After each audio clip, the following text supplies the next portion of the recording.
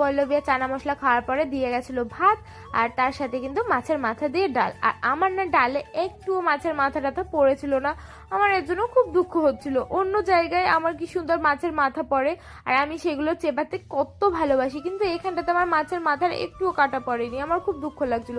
তাই কি করবো, দুঃখ সহকারে লেবু চিপে আমি এক গাল খেয়ে নিলাম। তারপরে দেখি ঝুড়ি ঝুড়ি আলু ভাজাগুলো দিয়ে দিল।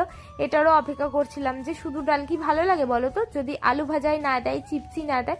দিয়ে ভাত খাওয়া কমপ্লিটের পরেই কিন্তু দিয়ে গেছিল এখানটাতে দই কাতলা, আর দই কাতলাটার পেটির পিস দিয়েছিল। তোমরা সকলেই জানো পেটির পিস খেতে কিন্তু আমি বরাবরই খুবই ভালোবাসি, কিন্তু আমি বাড়ি থাকলে বেশিরভাগ লেজাই খাই, কারণ আমার লেজাটা বেশি ভালো লাগে যতই হোক। আর যে কোনো অনুষ্ঠান বাড়িতে গিয়ে তো লেজা খাওয়া যায় না, প্রচন্ড কাটা থাকে, তাই আমি পেটির পিসই দিতে বলি। আর গাদার পিসেও কিন্তু প্রচুর কাটা থাকে, তাই পেটির পিসই খাওয়া পারফেক্ট মনে হয়। আর মাছটাও কিন্তু ভীষণ সুন্দর ছিল, একদম টেস্টি টেস্টি করেছে।